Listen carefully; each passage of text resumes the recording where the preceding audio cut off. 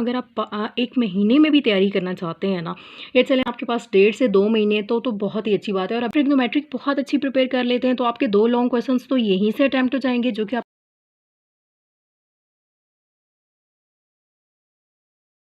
तो स्टूडेंट्स आपके 44 मार्क्स तो यहीं से ट्रिग्नोमेट्री से आ गए। इट मीन्स अगर आप ये बहुत अच्छी प्रिपेयर कर लें। अस्सलाम वालेकुम एवरीवन, कैसे हैं आप सब? आई होप कि आप सब बिल्कुल ठीक होंगे, मज़े में होंगे, अपनी लाइफ एंजॉय कर रहे होंगे। Welcome back to Muskan miracles. आज की वीडियो बहुत इन्फॉर्मेटिव है, स्पेशली उन स्टूडेंट्स के लिए है जिनके अभी फ़र्स्ट ईयर के एग्ज़ाम्स होने वाले हैं। और फर्स्ट ईयर मैथमेटिक्स की मैं पेयरिंग स्कीम आपसे शेयर कर रही हूँ, प्लस मैं इसमें ये शेयर करूँगी कि आप मिनिमम टाइम में किस तरह ज़्यादा पढ़ के और अपने मार्क्स जो हैं वो ज़्यादा से ज़्यादा जो हैं अचीव कर सकते हैं। अब इट डिपेंड्स कि आप किस तरह मेहनत करते हैं, आपके पास टाइम कम है या आपने थ्रू आउट द ईयर अच्छे से तैयारी की हुई है और आपका सिलेबस जस्ट रिवाइज़ करने वाला है। इसके सब इन सब के आंसर्स आपको इस वीडियो में मिलेंगे। बस आपने वीडियो एंड तक लाजमी देखनी है। सबसे पहले मैं क्या करूँगी, मैं आपसे पेयरिंग स्कीम शेयर करूँगी, ठीक है? उससे आपको आइडिया होगा कि ऑब्जेक्टिव प्लस सब्जेक्टिव, जिसमें शॉर्ट क्वेश्चंस आ जाते हैं, लॉन्ग क्वेश्चंस आ जाते हैं, वो कहाँ कहाँ से ज़्यादातर आएंगे। उसके बाद हम डिस्कस करेंगे कि कौन से वो चैप्टर्स हैं जो कि आपको ज़्यादा हेल्पफुल होंगे मार्क्स ज़्यादा हासिल करने के लिए। चलें जी, वीडियो स्टार्ट करते हैं प्रॉपरली। सबसे पहले आपको आइडिया है, तो सबसे पहले जो फर्स्ट ईयर के स्टूडेंट्स हैं उनको पता है कि फ़र्स्ट ईयर में टोटल हैं 14 यूनिट्स, 14 चैप्टर्स। और उसके अकॉर्डिंगली एमसीक्यूज़ की बात करते हैं। एमसीक्यूज़ आते हैं जी 20 एमसीक्यूज़ होते हैं। और हर एमसीक्यू के जो मार्क्स हैं वो 1 mark for each, so 20 marks का आपका ऑब्जेक्टिव है, जो कि एक सॉलिड पोर्शन है जो कि आपको आना चाहिए, ठीक है? अच्छा, इसके बारे हम पहले डिस्कस कर लेते हैं कि स्कीम क्या कहती है। मोस्टली ये है कि स्कीम समटाइम्स चेंज हो जाती है, लेकिन मोस्टली 90% ऑफ द टाइम्स यही स्कीम फॉलो की जाती है।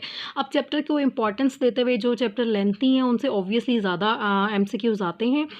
तो चलें जी, यूनिट 1 लेफ़्ट साइड पे जो लिखा हुआ है और राइट पे लिखे हुए हैं कि कितने एमसीक्यूज़ आते हैं। अच्छा, यूनिट 1 की अगर हम बात करें तो उसमें से 1 एमसीक्यू आता है, 2 से भी 1 एमसीक्यू आता है, बिकॉज़ ये ज़रा छोटे चैप्टर्स हैं। 3-4 लॉन्ग चैप्टर्स हैं और इनसे 2-2 एमसीक्यूज़ हर एक चैप्टर से आते हैं। 5 की बात करें तो उसमें से 1 एमसीक्यू आएगा। 6, 7, 8 तीनों चैप्टर्स में से 2 एमसीक्यूज़ इंक्लूडेड होते हैं। ओके, 9, 10, 11 इन तीनों में से एक-एक एमसीक्यू आता है। 12 की बात करें तो इसमें से 2 एमसीक्यूज़ आएँगे और 13, 14 से एक-एक एमसीक्यू आएगा। तो स्टूडेंट्स, ये मिलके आपके 20 एमसीक्यूज़ यहाँ से कंप्लीट हो जाएँगे। इसके बाद आपका सब्जेक्टिव पेपर स्टार्ट हो जाता है और सब्जेक्टिव की बात करें तो वो 80 मार्क्स का सब्जेक्टिव होता है।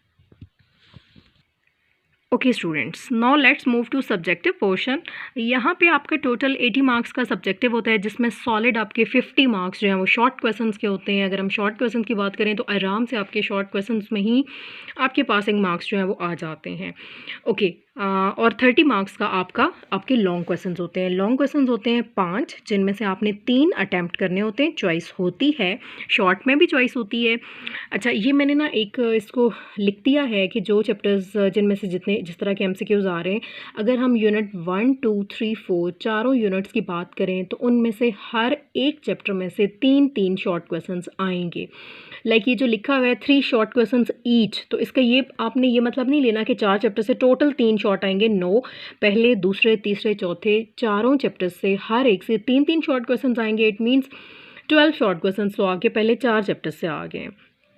ओके, यूनिट 5 और 7 की बात करें तो यहाँ से दोनों चैप्टर से 2-2 शॉर्ट क्वेश्चंस आते हैं।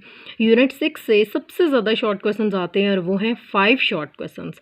आपको इस स्कीम से ये भी आइडिया हो रहा है कि हर एक चैप्टर की इम्पॉर्टेंस कितनी ज़्यादा है, किस लिहाज से है। ओके, मूविंग टुवर्ड्स यूनिट 8, वहाँ से 3 शॉर्ट क्वेश्चंस आते हैं। अब यूनिट 8 तक आपके सारे चैप्टर्स वो होंगे जो ट्रिग्नोमेट्री के अलावा हैं। 9 से 14 तक आपकी ट्रिग्नोमेट्री स्टार्ट हो जाती है, जो कि बहुत बहुत ज़रूरी है। और अगर आप ट्रिग्नोमेट्री कर लेते हैं, आराम से आपके पासिंग मार्क्स आ जाएंगे। खैर, इसको भी हम डिटेल में डिस्कस करेंगे। ट्रिग्नोमेट्री बहुत इंपॉर्टेंट है आपके कॉन्सेप्ट्स बिल्डिंग के लिए भी और आपके पासिंग मार्क्स के लिए भी। ओके, यूनिट 9, 10 और 12 की अगर हम बात करें तो यहाँ से हर चैप्टर से 3-3 शॉर्ट क्वेश्चंस आते हैं। 11 और 13 से एक शॉर्ट क्वेश्चन आता है और 14 से 2 शॉर्ट क्वेश्चंस आते हैं। और 14 से आते ही शॉर्ट हैं, लॉन्ग आता भी नहीं है। चलें, ये बात होगी जी शॉर्ट क्वेश्चंस की। अभी इस पे और बात करेंगे, अभी मैं फ़िलहाल आपको जस्ट स्कीम बता रही हूँ। जो ऑलमोस्ट 90 से 95% टाइम्स यही फॉलो होती है। Okay, moving towards long questions. आपका जो पहला लॉन्ग होता है, अब उसका नंबर पेपर में तो क्वेश्चन नंबर 5 होता है। मैंने ये 5 इसलिए 1 से 5 तक इसको नंबरिंग इसलिए दी है ताकि आपको ज़रा समझने में आसानी हो कि 5 लॉन्ग क्वेश्चन आते हैं। ओके, आपने 3 लॉन्ग क्वेश्चन अटैम्प्ट करने होते हैं। हर लॉन्ग क्वेश्चन के 2 पार्ट्स होते हैं। एक पार्ट 5 नंबर का होता है और इस तरह जो इन्होंने एक लॉन्ग क्वेश्चन बनाया हुआ होता है वो उसके चूँकि 2 पार्ट्स होते हैं तो वो 2 चैप्टर से बनाते हैं। एक पार्ट एक चैप्टर से, एक पार्ट एक चैप्टर से। चलें जी, तो यहाँ पे हम देखते हैं कि जो पहला लॉन्ग क्वेश्चन है उसका एक पार्ट आएगा यूनिट 3 से और एक पार्ट आएगा यूनिट 4 से। Like a part unit 3, B part unit 4। Question 2 की अगर हम बात करें तो ए पार्ट आएगा यूनिट 5 से और बी पार्ट आएगा यूनिट 6 से। 3, 4 से एक लॉन्ग बनना है 2 पार्ट्स का, और 5, 6 से क्वेश्चन 3 की अगर हम बात करें उसमें एक लॉन्ग क्वेश्चन आएगा, एक पार्ट आएगा यूनिट 7 से और दूसरा आएगा यूनिट 8 से। Same is the case question 4 की अगर हम बात करें तो अब यहाँ से ट्रिग्नोमेट्री स्टार्ट हो जाती है और यहाँ से आपको नज़र आ रहा है कि क्वेश्चन 4 और क्वेश्चन 5 जो हैं 2 पूरे लॉन्ग क्वेश्चन ट्रिग्नोमेट्री से आने हैं। इसीलिए मैंने आपको बताया कि ट्रिग्नोमेट्री की बहुत इंपॉर्टेंस है। इसमें से 2 लॉन्ग क्वेश्चन आ रहे हैं। यूनिट 9 और यूनिट 10 को मिला के एक लॉन्ग क्वेश्चन आता है और यूनिट 12 और 13 को मिला के एक लॉन्ग क्वेश्चन आता है।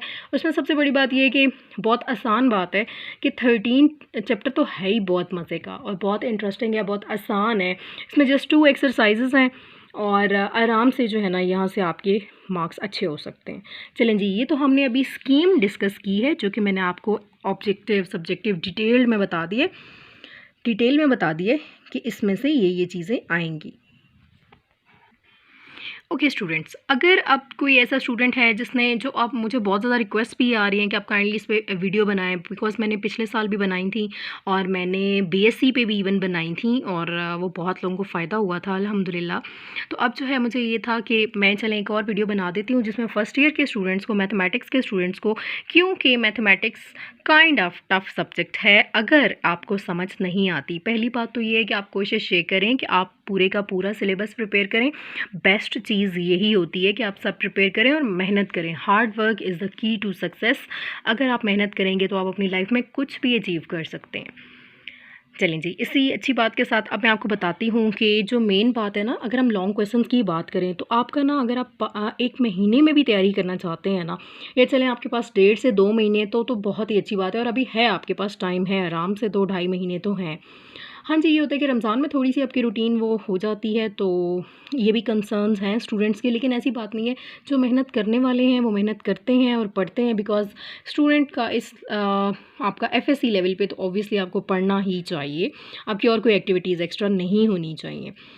ओके, अगर आप ट्रिग्नोमेट्रिक बहुत अच्छी प्रिपेयर कर लेते हैं तो आपके 2 लॉन्ग क्वेश्चंस तो यहीं से अटैम्प्ट हो जाएंगे, जो कि आपको नज़र आ रहा है कि क्वेश्चन 4 में आपको बता रही हूँ और क्वेश्चन 5 में आपको बता रही हूँ। इसके 2 लॉन्ग क्वेश्चंस आपके ट्रिग्नोमेट्री से अटैम्प्ट हो रहे हैं। अच्छा जी, तो यहाँ पे मैंने ज़रा इसको लिख दिया है। ट्रिग्नोमेट्री जो स्टूडेंट प्रिपेयर कर रहे हैं उसके 20 मार्क्स तो लॉन्ग क्वेश्चन से ही आ जाएंगे अगर उसने अच्छे प्रिपेयर किए हैं। और वो कौन से मेन चैप्टर्स हैं, बेसिकली आपने करने तो सारे होंगे 9 से 14, लेकिन 9, 10, 12, 13 से लॉन्ग आ रहे हैं। 20 मार्क्स आपके यहाँ से आगे। ओके, अब शॉर्ट क्वेश्चन की तरफ मूव करते हैं। तो पूरा जो तीसरा सेक्शन होता है ना शॉर्ट क्वेश्चन का, वो सारा ट्रिग्नोमेट्री से होता है। अब उसमें आपको नज़र आ रहे हैं कि यहाँ से आपने देखना शुरू करना है 9, 10, 12। अब इसमें से आप देखें 3 शॉर्ट क्वेश्चंस हर चैप्टर से आने हैं, तो 3, 6 और 9 शॉर्ट क्वेश्चंस 3 चैप्टर से हो गए 18 मार्क्स के, और यहाँ से एक शॉर्ट क्वेश्चन आना है तो 2 यहाँ से आगे 4 मार्क्स के। एक चैप्टर से एक चैप्टर से हर शॉर्ट क्वेश्चन 2 मार्क्स का होता है, आपको आइडिया होगा। तो ये हो गए जी आपके 22 मार्क्स। फिर अगर आप बात करें यूनिट 14 की, उसमें से 2 शॉर्ट क्वेश्चंस आएंगे तो 24 हो गए। 24 में अगर आप ये 20 मार्क्स इंक्लूड करेंगे तो आपके मार्क्स हो गए 44। ठीक है, तो आपको वैसे भी पता है कि 33 मार्क्स पासिंग मार्क्स होते हैं, या 40 भी अगर कर लें क्राइटेरिया, जैसे फेडरल बोर्ड का चेंज हो गया तो हमारा भी क्या पता यही 40 मार्क्स का हो। अगर मुझे नहीं भी इल्म तो भी आप लोग मुझे बताएं कि अगर चेंज भी हो गया। फ़िलहाल मेरे नॉलेज में यही है कि 33 मार्क्स ही पासिंग है। तो स्टूडेंट्स आपके 44 मार्क्स तो यहीं से ट्रिग्नोमेट्री से आ गए। इट मीन्स अगर आप ये बहुत अच्छी प्रिपेयर कर लें तो आपके आराम से ये अच्छे मार्क्स आ जाएंगे। लेकिन इसमें भी स्टूडेंट्स एक शर्त है। एक शर्त ये है कि आप अगर ट्रिग्नोमेट्री पढ़ रहे हैं तो फिर आपको इसकी एग्जांपल्स भी करनी पड़ेंगी, इसके एमसीक्यूज़ भी, लाइक अगर आप कर लेंगे तो वो तो आपके एमसीक्यूज़ भी अटैम्प्ट हो जाएंगे। अभी उनकी भी बात करती हूँ। तो मेरा कहने का मतलब ये है कि अगर आप ट्रिग्नोमेट्री सिर्फ कर रहे हैं और चांस पे आपके पास 1 मंथ है और इसलिए करें, मैं हरगिज़ ये नहीं कह रही कि आपने सिर्फ ट्रिग्नोमेट्री ही करनी है और आपको कुछ नहीं पढ़ना चाहिए। नो, आपका टारगेट 100 मार्क्स होने चाहिए, बिकॉज़ मैथमेटिक्स एक ऐसा सब्जेक्ट है जिसमें आपके आराम से फुल मार्क्स आ सकते हैं। ओके, तो अगर एक स्टूडेंट पास टाइम कम है, इन केस कुछ स्टूडेंट्स के बहुत इश्यूज़, फॉर एग्जांपल अगर कोई ऐसे स्टूडेंट्स हैं जो स्टूडेंट है या कुछ स्टूडेंट्स हैं, कम ही होंगे ऑब्वियसली, जो बीमार रहे हैं पूरा साल, या जिनसे सही से सिलेबस कवर नहीं हुआ, या वो किसी और रीज़न की वजह से उनका नहीं वो पढ़ पाए, या तो वो कॉलेज नहीं जा सके, या उनकी बाहर उनके जो भी इश्यूज़ हैं, तो अगर वो ये ट्रिग्नोमेट्री बहुत अच्छी कर लेंगे तो उनका बहुत अच्छा पेपर हो जाएगा। ओके, अब ट्रिग्नोमेट्री की बात करें तो जिसने अब 9 से 14 चैप्टर्स कर लिए हैं, तो ऑब्वियसली वहाँ से 3, 2 5 और 2 7 एमसीक्यूज़ तो वहीं से आ रहे हैं। तो अगर वो आपने ऑब्वियसली चैप्टर्स किए, आपने रीड भी कर ली होंगी, लाइन्स वहाँ पे डिफरेंट फार्मूलाज हैं वो अगर कर लिए हैं, तो इंशाल्लाह आपके ये एमसीक्यूज़ भी हो जाएंगे, तो आपके 44 में ये मार्क्स भी ऐड हो जाएंगे। ठीक है, तो ये था एक मैंने सोचा कि मैं स्टूडेंट्स से स्कीम भी शेयर कर दूं, और वो स्टूडेंट्स जो फुल टाइम पढ़ रहे हैं और 100 मार्क्स अचीव करना चाहते हैं, तो वो इंशाल्लाह ये उनके लिए बहुत हेल्पफुल होगी। बाकी मेरी आपके लिए यही एडवाइस है कि आप फोकस करें हार्ड वर्क पे। हार्ड वर्क ही आपको अच्छे मार्क्स दिलवा सकती है,